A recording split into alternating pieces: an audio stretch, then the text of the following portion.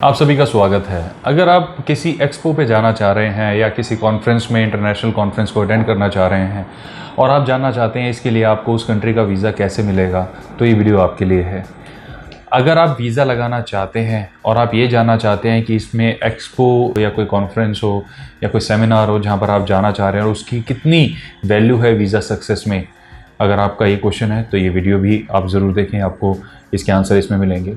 और अगर आप ओवरऑल ये कंसेप्ट समझना चाह रहे हैं कि ये एक्सपो और ये कॉन्फ्रेंसेस, ये सेमिनार्स किस तरीके से वीज़ा के रिज़ल्ट को इन्फ्लुएंस करते हैं, तो भी ये वीडियो आपके लिए बहुत ही फ़ायदेमंद रहेगी। तो इसलिए इसको एंड तक देखें, ताकि अगर आप किसी एक्सपो पे या किसी इन्विटेशन पे या किसी सेमिनार को अटेंड करने वाले थे तो आपको पता चल जाए कि आपको क्या क्या डॉक्यूमेंटेशन उस कॉन्फ्रेंस से मंगाने चाहिए, उनको किस तरीके से असेंबल करना चाहिए, कब उनको नहीं लगाना है, ये भी बहुत इंपॉर्टेंट होता है, कब उनको लगाना है और उनकी कितनी इम्पॉर्टेंस होती है एक रिज़ल्ट के ऊपर, वो सब हम इस वीडियो में समझने वाले हैं। तो सबसे पहले जैसे आप समझ गए हैं कि एक्सपो होते हैं, जैसे लोग एक्सपो पे बाहर जाते हैं, ऑटो एक्सपो होता है, मशीन्स के एक्सपो होते हैं, मेडिकल इंस्ट्रूमेंट्स के एक्सपो होते हैं और भी ट्रैवल के एक्सपो होते हैं अपने इसी ट्रेड के। और इसके अलावा इन्वेस्टमेंट बेस्ड एक्सपोज बहुत होते हैं, क्रिप्टो करेंसीज़ के भी आपने सुने होंगे एक्सपोज थे। इनफैक्ट म्यूज़िक को लेके भी काफ़ी ऐसे आपने पार्टीज़ वगैरह एक्सपोज वगैरह सुने होंगे। एनीवेज, तो ये तो हो गया एक्सपो का कंसेप्ट। कुछ होते हैं सेमिनार्स, जैसे बिजनेस के सेमिनार्स, कोई ट्रेनिंग है 2 दिन की, 3 दिन के इंटरनेशनल, ये स्पोर्ट्स से रिलेटेड भी हो सकती है, ये स्पिरिचुअल बेस्ड भी हो सकती है, ये हेल्थ से रिलेटेड भी हो सकती है, ये प्रोफेशन से रिलेटेड तो होती ही हैं। तो उसको किस तरीके से हम असेंबल करें, या फिर हो सकता है कि आप किसी कॉन्फ्रेंस में जा रहे हो, बिज़नेस कॉन्फ्रेंस है, आपकी कंपनी ने किसी कंपनी के साथ टाई अप किया हुआ है और वो कंपनी कोई कॉन्फ्रेंस जो है वो लगा रही है और आपको इनवाइट किया हुआ है, तो वहाँ पर भी आप जा सकते हैं। बेसिकली देखिए, सिंपल सा कंसेप्ट है, काउंसलर को पूरा मतलब है कि आप कहाँ जा रहे हैं, क्यों जा रहे हैं, सीधी सी बात यही है, पूरा मतलब है। फॉर एग्ज़ाम्पल, अगर कोई एक पर्सन जो है वो लिखता है मुझे बार्सिलोना में जाना है और वहाँ पर तो कोई गारमेंट्स का एक्सपो लग रहा है और मुझे वो गारमेंट्स के एक्सपो को अटेंड करना है, और उसने ऑनलाइन, आपने देखा होगा ऑनलाइन ही आजकल बिज़नेस बड़ा चल रहा है, ऑनलाइन में एक्सपो बुक कर देते हैं लोग और उसके पासेस लगा देते हैं, तो क्या उससे बात बन जाएगी? ये डिपेंड करता है उस ट्रैवलर की प्रोफाइल से भी, क्या वो ट्रैवलर जो है वो उसी ट्रेड का है, अगर है तो प्लस पॉइंट हो गया, राइट। क्या वो ट्रैवलर की अपनी ओरिजिनल प्रोफाइल अच्छी है? ऐसा तो नहीं है कि भाई कोई एसेट्स नहीं है उसके अपने होम कंट्रीज़ में, या टाइज़ नहीं है। मोस्ट इंपॉर्टेंट पॉइंट होता है टाइज़, होम टाइज़, वो हमारे फैमिली से, रिलेशनशिप से और हमारी इन्वेस्टमेंट से काउंसलर जज करते हैं, तो वो होनी चाहिए, थोड़ी बहुत ज़रूर होनी चाहिए ऐसे सिनेरियोज़ में।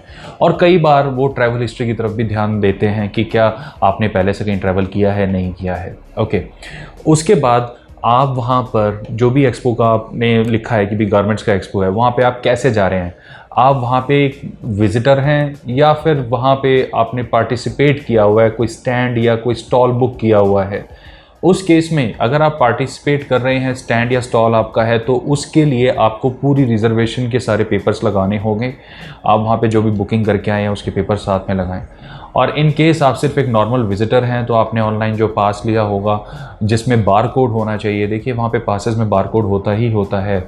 कुछ ट्रैवलर्स, कुछ क्लाइंट्स हमारे पास आए थे जो ऐसे कुछ लेकर आए थे जिसमें बारकोड नहीं था, एक नॉर्मल सा नंबर लिखा हुआ था, तो थोड़ा सा हमें हैरानी हुई, क्योंकि आजकल तो सभी पासेस में बारकोड जो है बाय डिफ़ॉल्ट ही एक स्टैंडर्ड प्रैक्टिस बना ली है, वो होने लग गया है।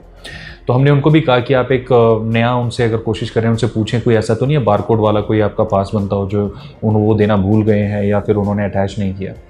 तो ये तो लगते ही लगते हैं। इसके अलावा पार्टिसिपेंट्स को, नॉट विजिटर्स, जो वहाँ पे स्टैंड या स्टॉल लगा रहे हैं, जिन्होंने वहाँ इन्वेस्ट किया हुआ है, उनको बाकायदा इनविटेशन लेटर भी मिलता है। जो भी वो ऑर्गेनाइजेशन है या जो भी एक्सपो कंडक्ट कर रही है, सेमिनार कंडक्ट कर रही है या वो कॉन्फ्रेंस को कंडक्ट किया जाता है, उसमें इन्विटेशन में उन पर्सन का पासपोर्ट नंबर के साथ नाम भी लिखा होना चाहिए।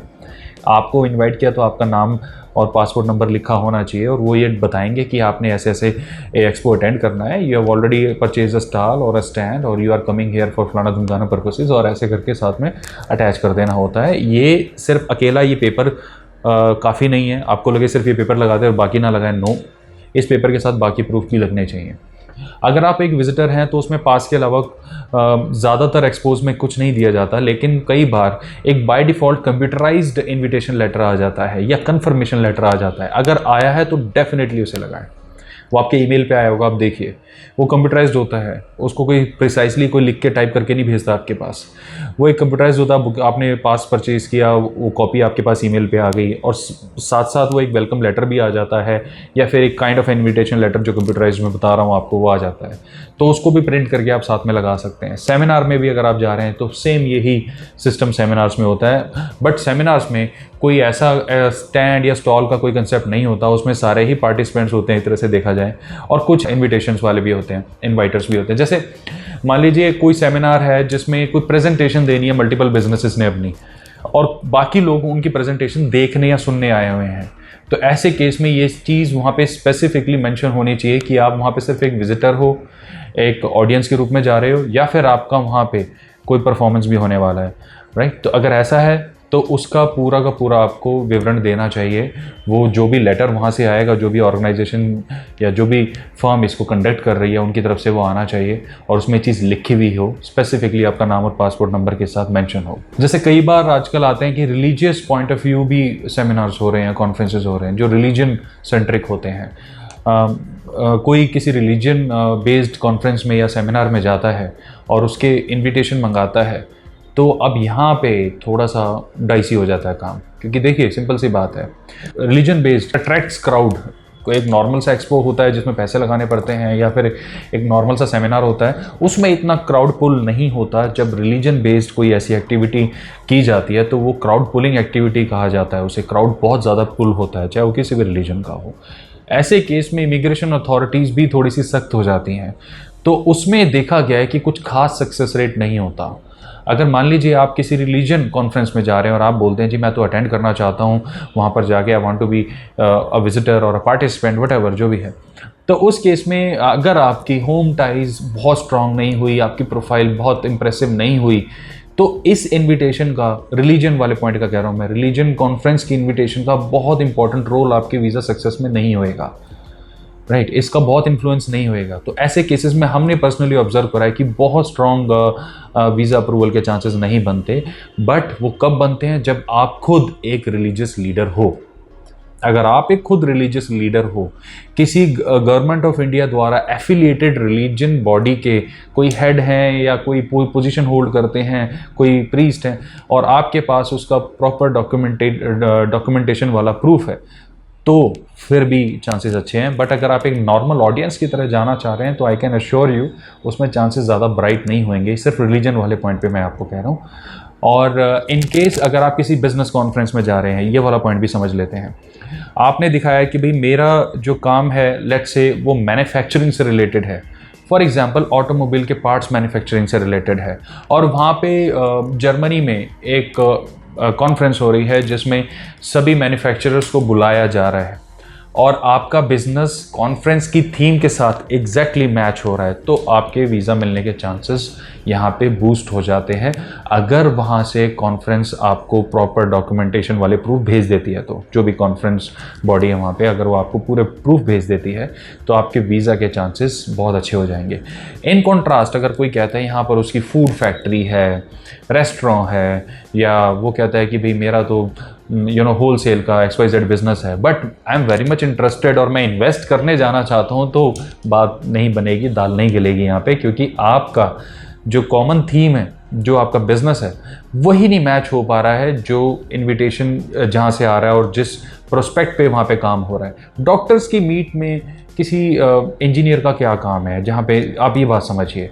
तो ऐसे केसेस में ये नहीं कि एम्बेसी आपकी प्रोफाइल से खुश नहीं होकर कि उसने रिजेक्ट कर दिया, वो नहीं होता फिर इसका मतलब। ऐसी अगर कोई इनविटेशन जिसमें डिस्क्रिपेंसी हो अगर वो लगाता है, कोई कॉन्फ्रेंस के पासेस लगाता है, तो उसको वीज़ा नहीं मिलेगा। तो ये गलत चीज़ हो गई, क्योंकि उनका बिजनेस कुछ और है, एक्टिविटी वहाँ पे कुछ और हो रही है, कुछ लेना देना है नहीं, तो वहाँ पे जाने का पर्पस उनको कभी क्लियर नहीं होगा और वीज़ा का रिजेक्शन आएगा जिसमें purpose and justification of intended stay was not reliable, वो सब लिखा हुआ होएगा। तो मेरी आपको यही राय है कि आप इनविटेशन वगैरह तभी यूज़ करें अगर आपकी थीम मैच करती है तो चांसेस बढ़ेंगे, अगर मैच नहीं करती है तो चांसेस ड्रॉप होंगे। सिंपल सा फॉर्मूला मैं आपको बता रहा हूँ। और ये सारे डॉक्यूमेंटेशन जो अलग एक्सपोज में, कॉन्फ्रेंसेस में, सेमिनार में या रिलीजन्स बेस्ड एक्टिविटीज़ में चाहिए होते हैं, वो भी मैंने आपको इसमें वीडियो में समझाया, वो किस तरीके से आप प्रोसीड कर सकते हैं और किस तरीके से नहीं प्रोसीड करना, वो भी बहुत ज़रूरी है आपके लिए समझना। ओके, तो मुझे उम्मीद है इस वीडियो से आपको ये कॉम्प्लिकेटेड कंसेप्ट समझने में बड़ी हेल्प मिली होगी। बहुत सारी चीज़ें होती हैं, देखिए एक्सपोज में, सेमिनार्स में बहुत सारा चीज़ इन्वॉल्व होता है, इसको एक वीडियो में बनाना नेक्स्ट टू इम्पॉसिबल है। तो मैंने आपको जो बताया वो मोटा मोटा कंसेप्ट है, जिससे आपको डेफिनेटली समझ में आ गया होगा कि आपको ये यूज़ करना चाहिए या नहीं करना चाहिए। तो अपना समय देने के लिए बहुत बहुत धन्यवाद। अगर आपको हमारी हेल्प चाहिए तो डेफिनेटली वी आर हेयर, आप हमें कॉल कर सकते हैं। बहुत जल्द फिर मिलेंगे। Bye bye.